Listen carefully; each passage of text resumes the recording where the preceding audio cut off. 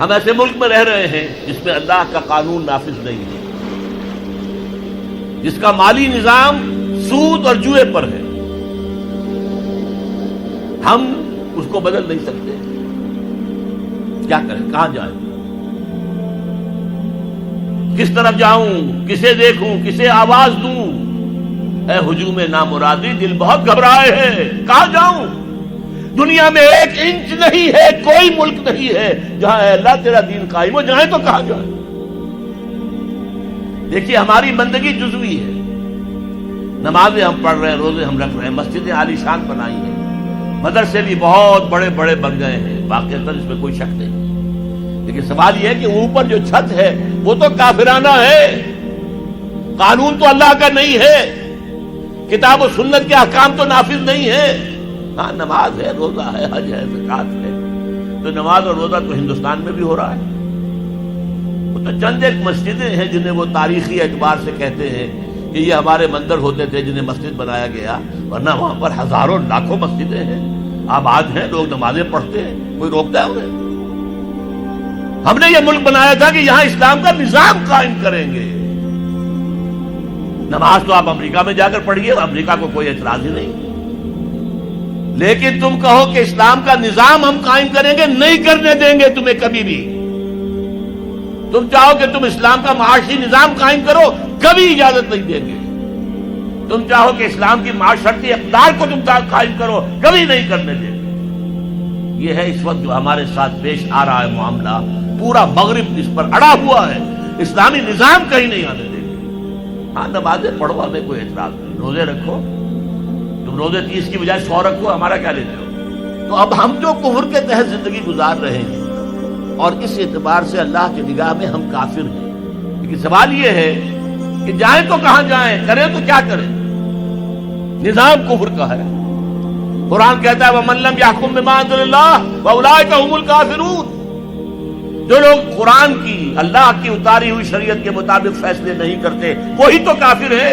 اور کافر کسے کہتے ہیں؟ اقبال نے کہا نا، بتوں سے تجھ کو امید ہے، خدا سے نومیدی، مجھے بتا تو صحیح اور کافری کیا ہے؟ تمہاری ساری امیدیں امریکہ کے ساتھ وابستہ ہیں، وہ مسئلہ طے کرا دے، وہ یہ کرا دے، وہ کرا دے، وہ معاملہ ہمارا، وہی تو سب سے بڑا چور وہی ہے، سب سے بڑا ڈاکو وہی ہے، سب سے بڑا اسلام کا مخالف وہی ہے، اور اسی کے پاس ہم جاتے ہیں۔ قرآن کا فتویٰ تو یہ کہ تم کافر ہو۔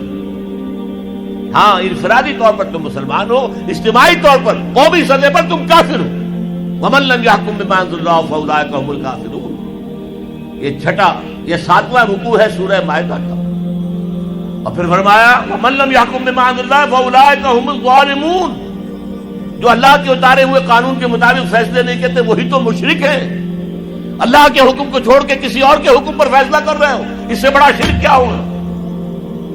اور تیسری مرتبہ فرمایا وَمَن لَّمْ يَحْكُم بِمَا أَنزَلَ اللَّهُ فَأُولَٰئِكَ هُمُ الْفَاسِقُونَ۔ وہی تو فاسق ہیں، فاجر ہیں، وہی تو سرکش ہیں، وہی تو باغی ہیں، وہی تو غدار ہیں اللہ کے، جو اللہ کی شریعت کے مطابق فیصلے نہیں کرتے۔ اب ان 3 آیتوں کی روح سے سمجھ لیجئے ہم کہاں کھڑے ہیں، کیا کر رہے ہیں۔ دیکھیے میں آپ کو ایک مثال دیتا ہوں، ہماری آبادی کا میں سمجھتا ہوں اکثریت تو وہ ہے جو نماز روزے کی بھی پابند نہیں ہے۔ ان چیزوں کا چرچا شہروں میں زیادہ، دیہات میں بہت کم رہ گیا، بہت کم، بہت کم، اور ہماری 70% آبادی دیہات کے اندر۔ اچھا جو نمازیں پڑھتے روزے رکھتے ہیں، خاص طور پر شہروں کے کاروباری لوگ، وہ بلیک مارکیٹنگ بھی کرتے ہیں، وہ حسابات بھی غلط دیتے ہیں، جھوٹ بولتے ہیں، جھوٹ یا حلف اٹھاتے ہیں کہ یہ حساب ہم حلفیہ میں کہہ رہا ہوں یہ حساب صحیح ہے، جبکہ حساب غلط ہے۔ سودی کاروبار کرتے ہیں، اپنے کاروبار کو بڑھانے کے لیے سود کا قرضہ لیا ہے، سودی قرضہ لیا بینک سے، اپنی بلڈنگ بنانے کے لیے بہت بڑی قرضہ لیا ہے بینک سے، تو ان کی عبادت کیا ہوئی؟ وہ اس آیت کے ذیل میں آ گئے کہ نہیں؟ افتؤمنون ببعض الکتاب وتکفرون ببعض فما جزاء من يفعل ذلك منكم الا خزي في الحياة الدنيا ويوم القيامة يردون الى اشد العذاب وما الله بغافل عما تعملون۔ لیکن میں ان کو بھی چھوڑتا ہوں۔ فرض کیجئے ایک شخص ہے، نماز پڑھتا ہے پوری 5 وقتہ مسجد میں، رمضان کے روزے رکھتا ہے، اور بھی اللہ توفیق دیتا ہے ایام 20 کے روزے رکھ لیتا ہے، یا ہفتے میں 2 روزے رکھتا ہے، سوموار کے اور جمعرات کے وغیرہ، زکوٰۃ دیتا ہے، کاروبار بھی سارے حلال کر رہا ہے، حرام نہیں کر رہا، سود میں بھی براہ راست ملوث نہیں ہے، نہ پیسہ سود پہ اوپر بینک میں رکھ کر سود کھایا، نہ سود پر قرضہ لے کر کوئی اپنا کاروبار بڑھایا، نہ کوئی اپنا کارخانہ لگایا، نہ کوئی اپنی بلڈنگ اونچی بنائی۔ پردہ بھی اس نے اپنے گھر میں بالکل شرعی نافذ کر دیا، وہ اس پورے اسلام پر کاربند ہے جس میں وہ کاربند ہو سکتا ہے اس وقت، لیکن وہ اس قوم کا فرد ہے جو قوم اللہ کے فتوے کے مطابق کافر قوم ہے،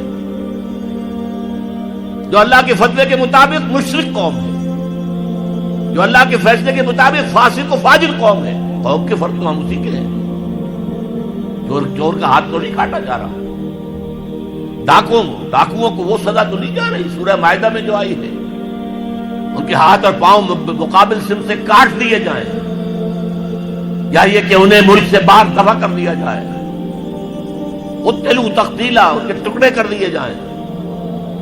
ڈاکوؤں کو کوئی سزا ملتی ہے ایسے؟ لیکن اصل میں جو لوگ شور مچا رہے ہیں وہ ہیں جو کہتے ہیں کہ یہ اسلامی سزائیں وحشیانہ ہیں۔ بے نظیر بھٹو کا کہنا ہے یہ وحشیانہ سزائیں ہیں، اللہ کی دی ہوئی سزائیں وحشیانہ ہیں، معاذ اللہ ثم معاذ اللہ ثم معاذ اللہ، کلمہ کفر ہے۔ اب اس کا کیا علاج ہے ہمارے پاس، کیا کریں؟ میری بات کو توجہ سے سنیے، اس نظام باطل کو ذہناً تسلیم مت کرو، اس نظام باطل کی خدمت مت کرو، don't reconcile with it, don't serve it, don't support it. اس نظام کے تحت پھلنے پھولنے دولت مند بننے کی کوشش مت کرو،